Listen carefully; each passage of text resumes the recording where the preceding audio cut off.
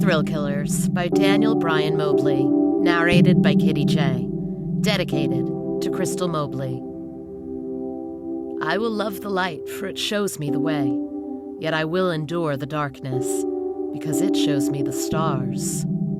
Og Mandino. Ella crawled out of the dumpster in the dark alleyway, groggy and unsteady. She hiked one leg over the lip of the rusty trash bin, and then the other, her head on the verge of exploding. On the way down, she lost her balance and fell, her body hitting the pavement with a loud smack. The fall knocked something loose inside her, and she puked up a glob of something in response. Rolling onto her back, she breathed in the icy morning air. Her lungs welcomed it. How long had she been lying in the rotten, fetid garbage of that dumpster? She didn't know, didn't care. She just wanted to go home. Ella sat up, looked at her hands. They were covered in blood. Dried streaks of dark red covered her arms and legs. She felt a draft, realized she was completely naked. All the clues started to sink in, her mind churning. And then, all at once, it became clear. Her prayers went unanswered. Again. She had changed, and it was happening more often, too often. Her eyes began to sting. She looked at her stained fingers, balled them into fists as she raised her head to the sky. Her mouth opened wide, no audible sound coming from her lips. Some kinds of pain are so great, so heavy, that there is no sound worthy of it. Her phantom wail could only be heard by God, she imagined. She hoped, prayed, if he was listening at all. "Hey, you okay, baby?" Ella heard a voice, but her eyes did not go to its source. Rather, her eyes went to the puddle of bile she vomited up only moments ago. Sure enough, in the center of that puddle sat an eyeball. A half-digested, human eyeball. Ella's head turned just in time to see a woman hobbling toward her from the mouth of the alleyway, pushing a rickety shopping cart. The woman looked to be in her late 50s, a short, plump lady in dirty, ill-fitting clothes that life had not been too kind to. Ella's eyes took in her clothes and rickety cart full of junk. Homeless, she thought. "You okay?" the homeless woman repeated.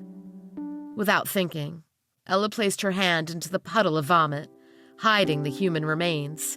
She used her other hand to dab away at her eyes. "Don't come any closer, please," Ella gasped. "I'm not dressed." The woman stopped pushing her cart and stared, her eyes adjusting to the dark of the alley. "What happened to you? Did someone hurt?" "I don't know," Ella lied, her body flushed with adrenaline, her legs squirmed. "Can you stand?" the woman asked her. Ella tucked her legs beneath her and stood slowly. She did not break eye contact with the homeless woman's face, praying that she would not see the human remains on the ground. She rubbed her bile-coated hand against her thigh. "I'm okay," Ella whispered.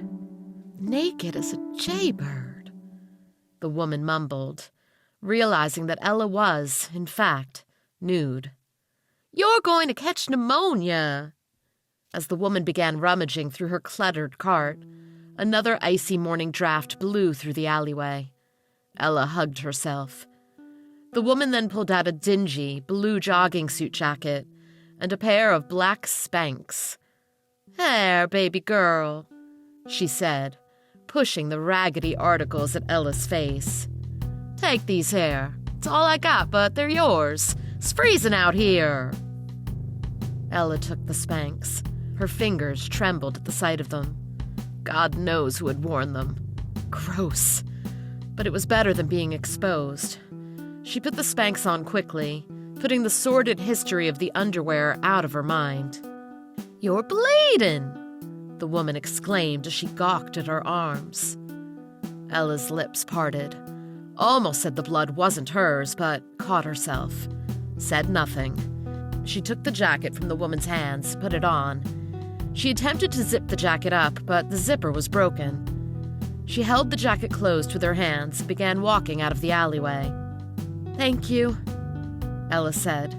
The homeless woman trailed Ella out of the alley and onto the sidewalk, leaving her cart behind. Ella looked up. It was still dark, but it would not be long before the sun was in the sky again. Ella could feel its warmth already. She breathed in deep, taking in the sense of the city. She could smell everything, even the dried death on her skin, and the death gnawing away at the woman standing next to her. Her nose crinkled.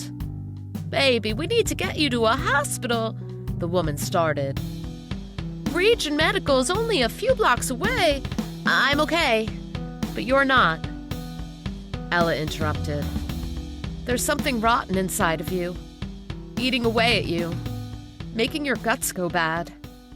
You should get checked out before it's too late." Ella sprinted down the sidewalk before the homeless woman who had helped her could answer. Today she had favor. She knew where she was. Throughout the years, she was sometimes not so lucky. In times past, the change left her disoriented and confused, and sometimes hundreds of miles away from Palisades Apartments, where she lived. The dumpster she had awakened in was a familiar one. It was the one behind Marco's diner. It was a favorite place of hers, only a few blocks away from home. She often ate there a couple of times a week. Marco's hamburger steaks and chili fries were the best. But food was the furthest thing from her mind now. Her stomach was full. As she hurried down Lincoln Street, she noticed nearly every male straggler she came across giving her amused and lecherous looks. And in truth, not all of them were male. "They think I'm a hooker," Ella thought to herself. "Of course they think that. I'm nearly naked, walking the street and doing it before daylight. Freaks. And they think I'm one of them." But Ella knew a large part of herself agreed. She was indeed a freak. Not exactly like them, but one just the same. A monster that roamed the night, looking to satisfy the dark desires inside itself. As she trekked the sidewalk of Lincoln, heading for the Palisades, a chrome-colored sports car pulled up alongside her. It slowed to a crawl, keeping speed with her pace. Ella didn't look at the car, but only pulled her jacket tighter around herself, kept walking. "Who the heck is this?" she thought. "Some rich rando looking for a good time, huh? Well, if he only knew." She ignored him and picked up her pace. After a few seconds, she heard the passenger side window of the car roll down. Someone spoke to her, a deep, kind voice that caused her to slow her pace. And what he said stopped her in her tracks. "You're not alone, Ella." Her thoughts ran amok. How does he know my name? Is this someone I know? It can't be. I don't recognize his voice. She pulled her jacket even tighter, the first thin rays of sunlight beginning to peer over the horizon. "I don't think I know you," Ella said loudly. "But I know you," he answered softly. "I know why you're walking down this street in such disarray, and away from your bed at such ungodly hours. I know about the darkness inside you." Darkness. It was the same word that she herself used to describe the monster inside. The creature that was always clawing at her soul, threatening to possess her body every time the night god awoke from his slumber, his white eye watching her amongst the stars. A chill ran down her spine. "Get away from me! I don't know what you're talking about!" she yelled. Freaks attract freaks, a stray thought warned her. Ella came to the edge of the block and cut down a side alley. The last thing she wanted to do was lead this strange man to her apartment. She moved quickly, stopping only once to look behind her. The car was not there, had not followed. She faced forward again and continued walking through the alley to the other side. But just as she neared the end, the sports car wheeled into the narrow space, blocking her way. A tall, lean man got out of the car. Ella backed away from him. With the fast-approaching daylight, Ella could see the man's features clearly. He was very handsome, with bronze skin and fine, dark hair. He was wearing a fine white suit and shoes. Ella guessed Armani for both. He also wore a shiny chain and crucifix about his neck. The man glanced at the sky before smiling at her. "I didn't come here to judge you, Ella. I'm just here to help you be free. Free from the sin and guilt that darkness brings into your soul." "Who are you?" Ella whispered. "My name is Reverend Father Adrian Diamante," he said. "Father Bob sent me. Like him, I'm a priest, but I work for the Order of the Dawn. We're a sub-affiliate of the Catholic Church, tasked with finding unique people like yourself, people with diseases of darkness. We cure them." Ella took another step back from him. "You don't fit the vocation. Besides, there is no cure. I've tried everything short of—" Ella caught herself, huffed, found her words again. "Silver talismans, wolfsbane, holy water. They were enough to slow it down, in the beginning. None of them were enough to stop it, though." Diamante placed his hands in his pockets. "Would I be here if I didn't know for sure that there was a cure for what ails you? I was once a prisoner of your exact ailment, stricken with lycanthropy." "He really does know what I have," Ella reasoned to herself. "Could he be telling the truth? Have you finally decided to answer my prayers, God? Have you sent him to heal me? Save me?" She took a step toward Diamante. He did not move, only went on speaking. "I was 15 when it happened. On a hike with my father in the French Alps, of all places. True enough, I come from a family of affluence. But on this arid summer day in the year 1997, none of that mattered. I will spare you the gory details. The wolf attacked. I survived. My father didn't." Ella loosened the hold on her jacket, let the jacket gape open. She took another step toward Diamante. "My first change, in the early morning of a Sunday, was devastating. Horrific. I killed all the family servants in the chateau. Thank God my mother had been out of the country, tying up her late husband's business affairs, when I discovered my humanity had been compromised." Ella continued to listen, the morning rays of light creeping into the narrow alley. "I left home. I forsook both my family and my responsibility to them, so that I might find the monster that killed my father and cursed me with the darkness." "Did you find him?" Ella asked. Diamante took his hands from his pockets and ran his fingers through his dark hair. "No. Instead, I found the one who had controlled him, the one who gave him his dark duty. The devil. Satan. Lucifer. Call him what you want.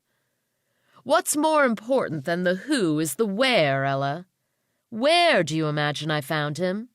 "Inside," Ella whispered. "Inside," he affirmed. Ella took another series of steps. She was now face to face with Adrian Diamante. She gazed into his eyes. "I wasn't bitten like you," she said. "I'm different. I think I was born this way." "God healed me, and others like you. He makes the impossible things possible. Do not fear." He offered his hand, but Ella hesitated. She withheld her own hand. It was trembling.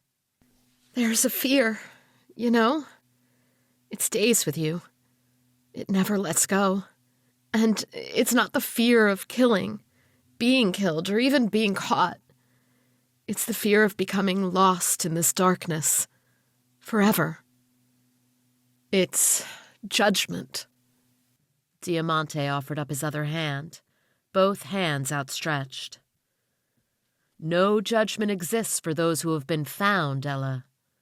God has found you. Come home and be healed. Ella took his hand. As he pulled her close, she realized she could not smell death on him as she had with the homeless woman, nor could she smell any monster inside him. She took in the aroma of his healthy body, one without a trace of being ravaged by the darkness still eating away at her own soul. Diamante took her into his arms and hugged her. She was so tired of running, of fighting. She allowed herself to be held. "I want to be healed," she quietly sobbed into his shoulder.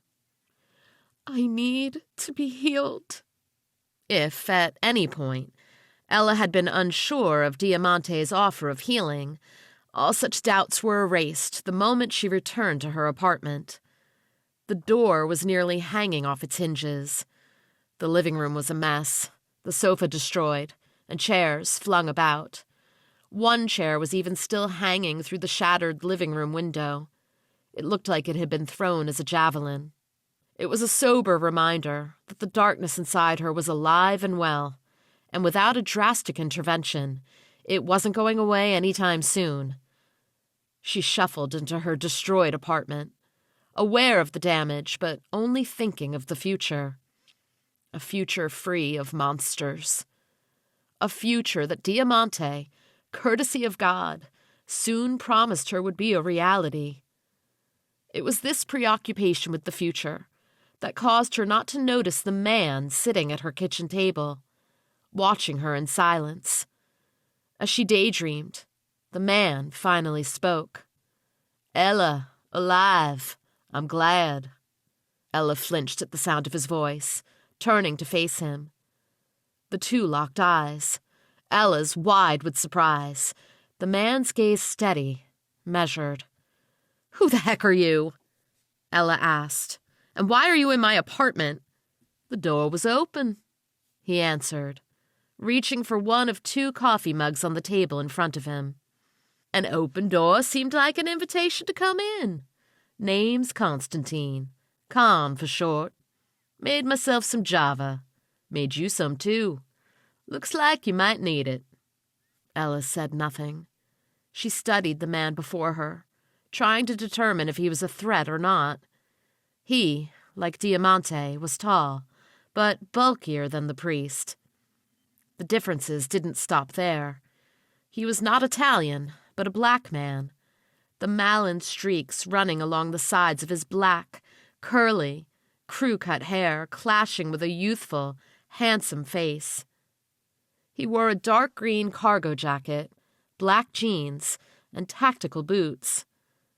The entire outfit looked like it had been through its share of hell. Khan took a sip of his coffee before he went on. "I'm not here to hurt you, only here to talk. You're smart enough to have figured that out by now, right? 10 minutes, and I'm gone." The morning had already brought so many revelations. Revelations like the existence of a cure, and therefore a possibility of a new life. Maybe this man was another affiliate of the church. Another man, sent by God, to persuade her to accept healing and begin her life anew.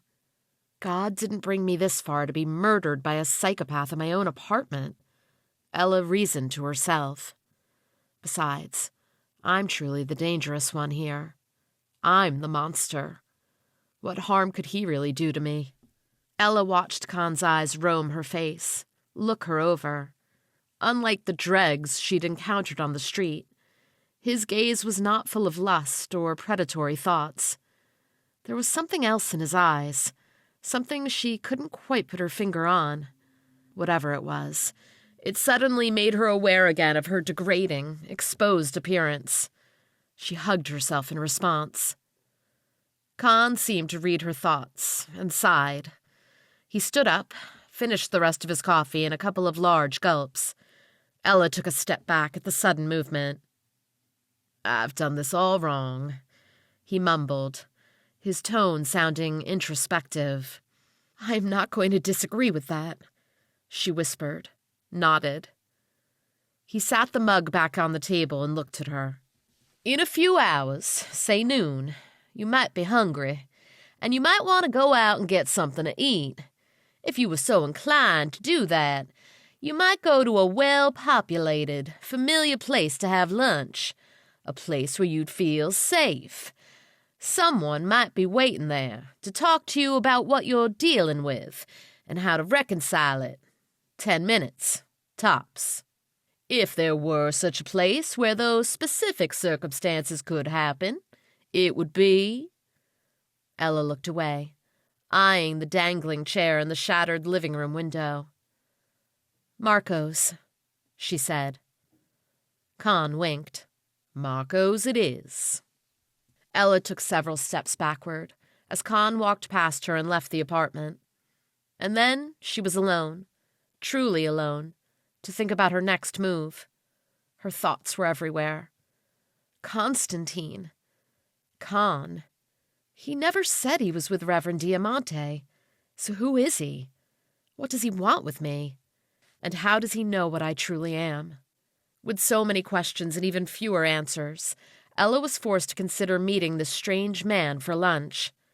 Despite him being an uninvited guest in her home, he had not harmed her, something he could have easily done, had he so desired, due to her being dazed and confused at the time. Aside from that, he was leaving the opportunity to meet completely on her terms. No, he did not seem to be a threat. But looks can be deceiving, Ella told herself. I'm living proof of that. Must be careful with this one. I'm close, so close to this nightmare finally being over. Please, God, watch over me. Forgetting the unsecured state of the door, Ella stripped off the raggedy jacket and Spanx given her and headed for the shower. It was a long shower. Ella turned the nozzle on full blast, allowing the scalding hot water to cascade over her. As the torrent journeyed down the bathtub drain, tracing the contours of her weary body along the way, it washed the dried lifeblood of her victims from her person. As her pale skin turned a deep pink, she pictured that the water was also cleansing her soul, a baptism that washed away her sins, quelled her guilt, and pardoned God's judgment. But deep down, she knew this was just a silly fantasy. The only true way to be cleansed was to be cured, to kill the bloodletting animal that lurked beneath her flesh. Ella overstayed her welcome until the water grew cold, until the lifeblood was long gone. But the guilt remained, and so did the fear. Afterwards, she dared to check the mirror as she freshened up. A 25-year-old woman scowled back, her frizzy, platinum hair hanging in front of teal-colored eyes. Someone else might have seen a beautiful woman, but she only saw a monster. For her, it was not up for debate. Her stomach held the half-digested body parts to prove it. After another 15 minutes of feeling sorry for herself, Ella got on the phone and called her supervisor, Harry Adams.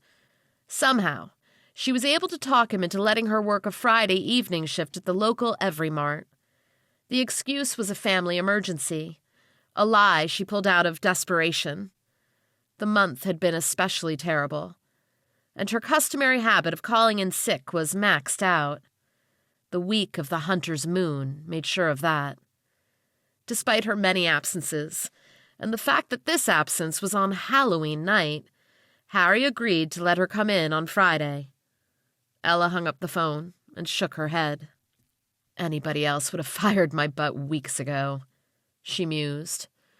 But Harry continues to cut me slack. And to be honest, I think I know why. He's got a thing for me, the weirdo. Poor guy. If he only knew. She then called the landlord and reported the damage to her door. The reason? A break-in, of course. The landlord wasn't happy. It had been the 6th door in a month. The combination of the shower and making the errand calls relaxed her, calmed her nerves. With a little over a couple of hours left before her impromptu meeting with the stranger, she set her alarm and lied down in her bed to catch a nap. The events of the morning had been a roller coaster ride, to say the least. Surprisingly, no nightmares haunted her sleep. She only dreamt of a new life. Ella pushed through the door of Marco's diner, the doorbell jingling as she did so. The entire place was decorated in full Halloween decor. Plastic cartoon skeletons and jack-o'-lanterns adorned the walls. Papier-mâché ghosts dangled from the ceiling. Though the place had quite a few customers, Ella spotted Constantine sitting at a booth near the back of the restaurant, away from the crowd. He was easy to spot, looking out of place and uncomfortable with his surroundings. He looked as though he was sulking. Ella let slip a wry grin. "Nerves are looking a little frayed, stranger. The ball really is on my court, huh?" She adjusted her purse strap on her shoulder and walked toward the back area. About halfway there, Con noticed her approaching and sat up straight. When Ella made it to the table, he gestured for her to sit. "Please," he said softly. Ella sat down opposite Con, placing her purse beside her. The two simply stared at each other for several moments before Con spoke up. "Thanks for coming. You look like you're feeling better." Ella nodded. "Good," he said. Just then the waitress came up, a skinny brunette with a nose ring. She placed a couple of menus on the table. "Good afternoon and happy Halloween, you two." She smiled. "What can I get you to drink today?"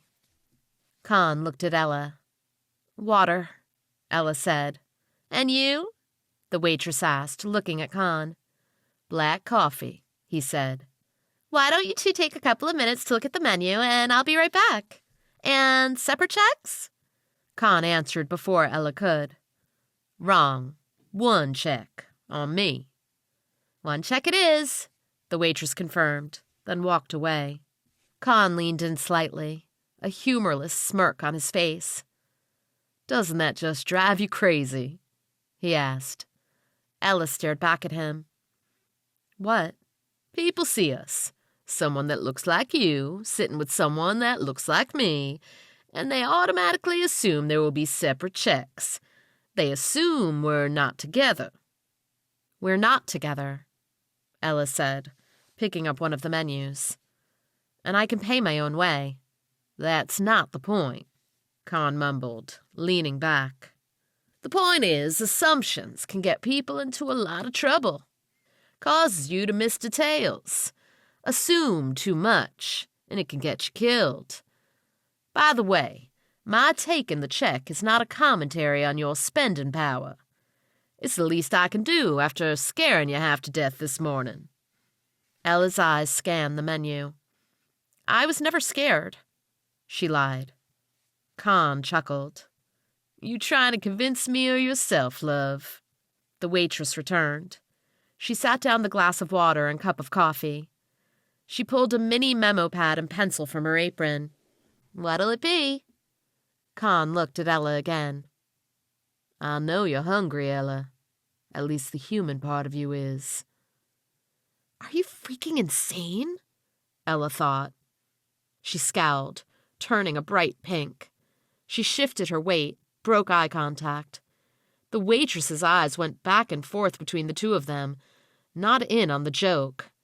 Con spoke up. "She'll take a hamburger steak sandwich with mayo and cheese, with a side of chili fries. I'll take a T-bone, medium rare, with a side of steamed broccoli." The waitress wrote down both orders, but looked at Ella for permission.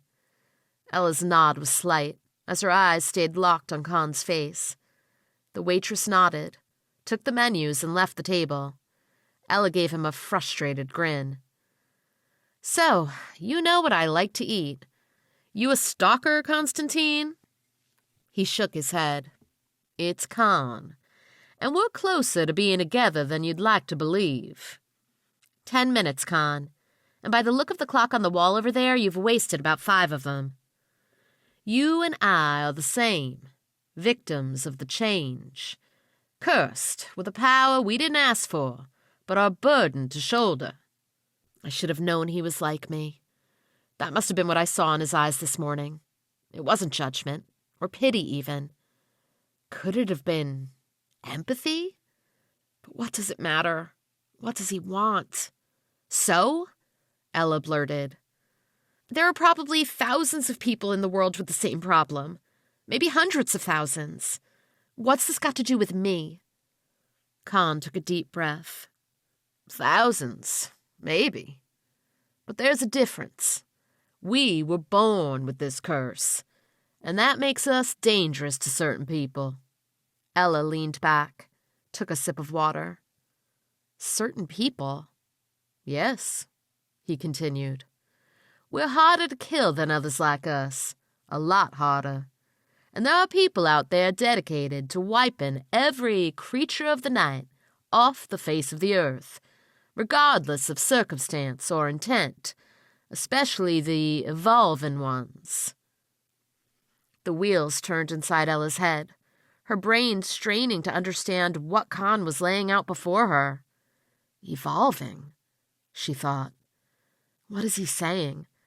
Am I more of a monster than I thought? Worse than the typical abomination? Ella hugged herself. And these certain people, who were they? I think you know, Khan whispered. Ella's thoughts went to Adrian Diamante, with his model-esque features and kind voice. She saw in her mind's eye his fine Italian suit and shoes, his luxurious car, his platinum chain and matching crucifix about his neck. They're called the Order of the Dawn, Khan said. Right, I know, Ella said. Adrian, the Reverend Father, explained it all to me, and he told me about the cure. Khan laughed. It was a derisive chuckle, one that caused some of the customers at a nearby booth to look at him. Cure? The waitress brought over their orders, balancing the plates with a grace that impressed Ella. She divvied them out, setting them gently on the table. Is there anything else I can get you to? The waitress asked. The bill, Ella told her, her scowl returning. And my apologies, but we will need separate checks. The waitress looked at Khan, who relented, disappointment on his face. That's fine. The waitress left the table.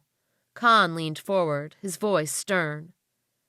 Do you know what reverend means? He asked Ella. He did not wait for an answer. It means worthy to be revered, as in one entitled to reverence. In the Hebrew Bible, that title is only reserved for God. Father is too. Never trust a man who calls himself God. I've never read that, Ella scoffed, taking a bite of her sandwich. Khan looked her in the eye. And do not call anyone on earth Father, for you have one Father, and he is in heaven. Matthew, chapter 23, verse 9. Ella returned his gaze and placed her hands on the table. I know God sent him to me. I've been praying for a way out of this nightmare longer than you can imagine. And now God is going to heal me. I don't care what you believe or think you know. I'm taking that cure. Time's up. She reached into her purse and took out her bill folder. She dumped a couple of $20 bills on the table and stood up. Khan stood as well. As the waitress approached the table, Ella began to walk away. Khan grabbed her by the arm. You don't know what you're doing, he growled. Ella jerked her arm away. Let go, she growled back. The waitress put her body between the two of them and scowled at Khan. Let go of her, she commanded. Khan looked down at the waitress with contempt. This has got nothing to do with you. Don't yell at me, she spat, pointing her finger. Are you okay, sir? Perhaps you should leave. Con looked around, noticed everyone in the diner was staring at him, including Ella. He nodded in agitation. Okay, he said. It's like that. Okay, all right. Dominant culture hospitality at work. Look at the angry black man, everyone. Look at the animal. The entire diner went silent. Everyone continued to stare. Con glared at Ella, his face granite. You're right, love. Guess we're not together. Do what you want. For your sake, I hope God helps you find what you're looking for. But if he doesn't, maybe you're the one that needs to let go. Con removed his wallet, mimicked Ella, and dumped 2 20 spots on the table. Then he walked past the 2 women and left the diner. The doorbell jingled again as he exited. The waitress exhaled, smiled nervously. I thought I was going to have to call the cops. You good? I'm okay, Ella said, still watching the door. I'll box up your food if you'd like me to, the waitress went on. Was that your ex or something? Scary dude. I'm sorry things didn't work out, but my dad says that's what you get when you color outside of the lines, if you know what I mean. Don't really know if it's worth the headache or... Ella nodded numbly as the waitress droned on. She wasn't listening. Her thoughts were on the decision she had just made and whether it was the right one. But it had to be the right one. Constantine never said it aloud, but Ella got the message loud and clear. Her lycanthropy either couldn't or shouldn't be cured.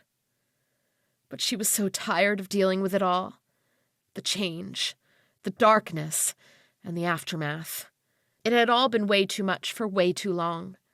She needed to believe in the Order, needed to believe in Diamante, needed to believe in a cure. It was her last hope. Diamante had offered to pick her up, drive her to the church, but Ella had refused. It was important to her that she took the final steps toward the exorcising of her inner demons on her own. And so, the priest had suggested her drinking a half bottle of a silver nitrate and wolfsbane solution near dusk, an option she had never tried before, to slow the process of the change. She threw in some vanilla extract for flavor and ended up drinking a bottle and a half. It was nearly dark now, the final rays of sunlight fleeting. With the onset of Halloween night came the waning crescent phase of Earth's moon, the weakest of the phases. Diamante had explained to her why this was to their advantage. It will allow us to do God's work with you, dear Ella, he'd said. It will keep your inner darkness at bay long enough for us to drive it out. Ella nodded to herself as she remembered the priest's words. Drive it out, she smiled. I like the sound of that. Once it was pitch black, Ella waited. No change. She silently thanked God and left her apartment. The church, St. Talbane, was not far from her apartment at Palisades. It was only a few blocks away. Ella had been attending Mass there for over 2 years. She had spent many a Sunday there, praying to God, hoping that he would someday answer her prayers. But in all that time, she had never found the courage to take confession. She had always craved absolution. She knew she was a murderer and needed to confess, but the fear would not let her. Again, not the fear of being caught. It was that fear of judgment. Her greatest fear was that the priest would respond with a simple, "You cannot be forgiven, child," or even a franker, "I cannot help you." So she never asked for forgiveness, not officially, to avoid the possibility of rejection. The city streets were populated with random costumed kids and a few rowdy teenagers, but no real obstacles. Ella wore a black hoodie, jeans, and tennis shoes, moving about the sidewalk with purpose. Sure enough, she glanced up at the sky and found not a trace of the sinister eye of the night god. When she arrived at the steps of the church, she spotted 2 members of the clergy waiting for her, standing at its doors. One of the men, A priest she knew very well. Father Bob, she smiled as she made it to the doors. Sister Ella Rose Belmont, he smiled back, patting her on the shoulder. Please come in. I'm glad you could make it. The three of them entered the doors of the church and stood in the pre-vestibule area. The priest turned to Ella and introduced her to the other man present with them. This good man here is Deacon Cheney, he said. He's nearly finished with his training, and alongside me will be helping assist Reverend Father Diamante with the special rites tonight. Ella turned to Deacon Cheney, a man that looked even younger than herself, and shook his hand. He smiled back at her, nervously. Nice to meet you, sister. Ella nodded, smiled back, and then looked at Father Bob. Before we start this, Father, I just wanted to say, I'm sorry for not coming to you for confession about this. I didn't know if it was something you could help me with. She broke eye contact, her voice trailing off. He smiled at her warmly and took her by the hand. I'm not blind, my daughter. With the favor of God comes a measure of discernment. I knew something was troubling you. I just trusted God that you would come forward with it in His time. Thank you, Father, she said. The trio went through the second set of doors and into the vestibule area of the church. The stained glass windows ran high to the ceiling, the pews and pulpit pristine and well-kempt. As they walked down the aisle, Ella saw Reverend Father Adrian Diamante standing in front of the pulpit. He was wearing traditional priest attire, complete with clerical collar. The crucifix and chain were still worn around his neck. He stretched his hands, open-palmed, toward Ella.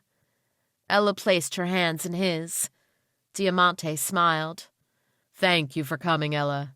We couldn't have completed this mission without you. Mission? Ella thought. Mission? She then said aloud, confused. Diamante nodded. Yes, God's work. You see, the Order's mission is to kill all of Satan's abominations that walk the earth, demon dogs like yourself included. Ella pulled her hands away from Diamante's, looked at Father Bob. What is he talking about, Father? She asked. The priest looked at her, in pity. You're sick, dear child, he said, making praying hands. And I'm afraid there's nothing you can do but help these men of God fulfill their duty. Oh, God, Ella whispered. She began backing down the aisle, backing away from the three men. Her heart thudded in her chest. Her worst fear was here, made manifest right before her eyes. Judgment was here. The sentence, death. Was Constantine right? Is there no cure? Then there's only... Bring her to me, Diamante commanded. Ella turned to run, but Father Bob and Deacon Cheney grabbed her at once. She struggled and kicked against them as they dragged her back to Diamante. Any extra strength that the moon would have given her was now impotent, the nitrate she drank earlier the culprit. The priests pulled her onto her feet. Diamante grabbed her by throat. We've been hunting Constantine for months, he hissed. Lost track of him. I had a feeling that he would seek out others like him, eventually. You're the bait. Bob and Cheney produced zip ties and bound Ella's hands behind her back. I'm not like him, Ella screamed. I'm not. You're making a mistake. No, Diamante said. You're exactly like him. True werewolves only experience the change during a full moon, around every 28 days on average. But those like him, like you, can experience the change during virtually any phase of the Earth's moon. Ella's eyes welled with tears. She said nothing. Diamante continued. The power ebbs and flows with phases, but the change is always possible. The Vatican scientists dubbed this scrofulous DNA of yours the Thrill-kill gene, a form of lycanthropy first found in one Azaria Thrill-kill during the 17th century. For over 300 years, we've been ordained to kill your kind. I don't know or care about any of this, Ella sobbed. Diamante went to wipe a tear from her face, but she bobbed her head and spit on him. He slapped her, hard. He gripped her by her face, his hand, fingers, leaving red marks on her cheeks. You don't know what you are, Ella. Yes, you do. An animal. God does not favor creatures like you. You exist solely to be sent to oblivion, so that he can be glorified. Ella's shoulders sagged with his words. There was nowhere to hide from the truth, nowhere to run. She knew that now. God had long ago given her an answer to those countless prayers she'd sent him. The answer was a resounding and final no. No cure. No healing. No salvation. She had been cursed, damned from the womb, and there was no changing that. No changing. The howl was ear-piercing, a long, grating wail of fury, rage. It cut through the air, reverberating the walls and windows with power. The three priests went on alert, their eyes looking to the high ceiling. Diamante pulled a silver hunting knife from a hidden sheath on his belt and grabbed Ella by the scalp. What in the blue blazes was that? Deacon Cheney cried. Diamante hugged Ella close. Pulling her by the hair and placing his knife to her throat, he barked out orders. Thrill-killers in position! Target is incoming! A cadre of soldiers rose from behind the pews in the spacious vestibule, each one armed to the teeth with HK-UMP submachine guns and adorned in SWAT gear. Ella attempted to count them. She gave up trying around 25. Diamante barked more orders. Stand at the ready! Fire on my mark! Another blood-curdling howl. Louder, angrier, closer. And then Khan came from on high, crashing through one of the stained glass windows. The glass flew everywhere as he landed in the center aisle of the vestibule in a crouching position. As he stood up, the soldiers trained their guns on his body. Ella looked at his face as he stared down Diamante with gritted teeth, his canines extending by the second. The muscles beneath his cargo jacket bulged, the jacket itself rippling with the shifting of body parts beneath it. Ella could see, feel the wolf inside him struggling to be free. The darkness. He was holding it back. Right on time, demon dog, Diamante said. Finally time to put you where you belong. You're the one wearing the dog collar, Diamante, Khan said. Ella struggled against Diamante's grip, calling out, Khan, you came back for me. Why? Diamante laughed. Because he's dumb enough to believe you both have what it takes to survive this. But it's Judgment Day. Save yourself, Ella whispered. Khan locked eyes with her. Only if you do the same. You're not alone, Ella. Ella heard the words, realized they mirrored what Diamante said in the beginning, but this time she knew for sure they were true. She gave Khan the slightest of nods, and for the first time in her short life, she saw with her own eyes what she had endured dozens of times before. The change. Khan tore his jacket from his torso and let go a guttural scream, giving his body over to the ferocity Ella had feared since she was a teenager. She watched as Khan's body stretched, grew, and sprouted white fur. She could hear his bones breaking, muscles tearing, as they realigned themselves, turning what was on the inside outward, letting the darkness out. Even before the transformation was complete, Diamante called out, Fire! Nearly 30 men aimed their machine guns and fired. the hail of bullets pelting the transforming body without mercy. As the muzzles of the guns flashed, Ella caught the aroma of silver. Oh no, she thought. Silver bullets. They're killing him. The transforming body gyrated with the party of bullets, finally falling under the sheer firepower of the onslaught. "Cease fire!" Diamante yelled. The air was filled with smoke. Diamante yelled more orders. "Check it. Make sure it's dead." The soldiers moved in, crowding around the space where Khan fell. The building went silent. Diamante grew impatient as he watched his team scramble around the body. "Well?" he yelled. One soldier looked at the priest.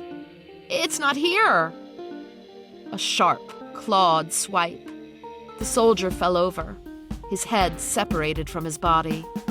"It's still alive!" screamed another soldier before he was split in half. The building erupted in machine gun fire again as the werewolf reared up on its hind legs, its giant body towering over the soldiers. The stark white pelt, the color of snow, looked more akin to lightning as the wolf ripped and slashed its way through the gang of soldiers.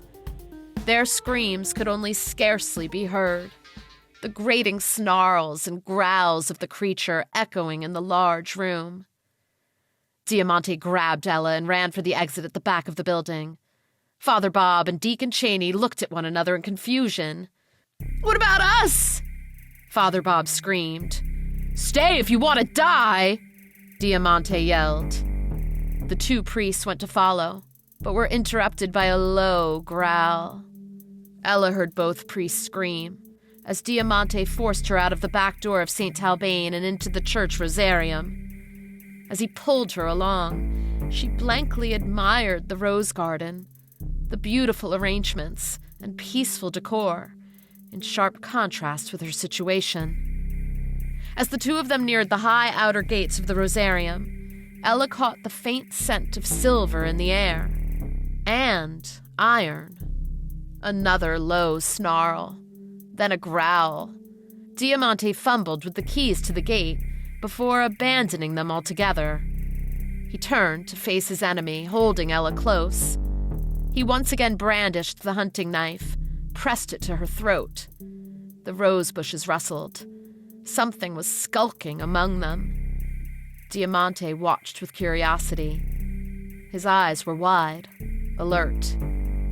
"The story," Ella grunted. "The story about your father. The servants. It was all bull, wasn't it?" "Not exactly," Diamante grunted back. "My father and me really were attacked by a werewolf. I just omitted the fact that we were hunting it." He tightened his grip, held the knife firmly. "Demon dog did just enough damage to my papa to infect him, but did not kill him. In the end, I put my father out of his misery with the same silver bullet he'd sworn to put in that monster." They both heard another rustle in the bushes. "You see," Diamante continued, "people value what is familiar over what is true, so I told you what you wanted to hear, and you fell for it. You both did." The smell of silver and iron, blood, grew stronger. The werewolf lurched forward, came out of the bushes. His snow-colored fur was stained in crimson, both his own blood and the blood of his enemies. As he staggered toward them, Ella could see the scores of wounds left by the gaggle of bullets. The holes trickled blood and liquid metal. Smoke was also seeping out from those holes, billowing up into the icy night air. "Fall, damn you," Diamante whispered. The white werewolf, the man Ella once knew as Constantine, Khan for short, wobbled, toppled over, fell to the ground. Diamante then threw Ella to the ground as well, raised his hands over his head. "God has delivered you into my hands, dog!" He readied his knife, and he crept toward the downed werewolf. Ella struggled to break free of the zip ties that bound her wrists. She couldn't. Though she was sure Khan was dead, She could not bear to watch the Reverend Father, the false prophet, make sure of it. And so, in broken desperation, she prayed, a final prayer to God. Help me to let go. Diamante turned the white werewolf onto its back, straddled it. He could still see signs of life, its heaving chest, its pupils, still responsive. He gripped the handle of his hunting knife with both hands, pointing the blade downward. He brought it high over his head. "This is for Papa, you wretched, disgusting son of a—" A low, rumbling growl came from behind him. Diamante stood up slowly, turned around. A lithe, platinum-furred she-wolf stood only 3 feet away, its teal-colored eyes glaring into his. Silver nitrate, blood, and saliva leaked from its snout. The knife was useless. The she-wolf sunk its teeth into Diamante's face before he could even think to defend himself. When it jerked its muzzle back, the Reverend Father's left eye came along with it. He howled in pain as he stumbled away and headed for the Rosarium gate. Blood poured from his eye socket as he pulled and jerked at the gate in panic, having forgotten that it was locked. The she-wolf spit out the eyeball, went low, and helped the white werewolf to its feet. The she-wolf then turned its attention back to Diamante, but the white werewolf let off a pained, disapproving growl. The 2 creatures, only for the briefest of moments, stood and watched the priest panic, savored it. And then, the 2 moon-touched creatures were off, jumping free of the gated confines of St. Talbane Rose Garden. They moved in unison, ghostly streaks of white and white gold, wearing the shadows as they traveled beyond human eyes and past the city's bright lights, into the dense recesses of the darkest wilderness. Among the waning crescent and its countless starry concubines they went, to heal, to survive, together.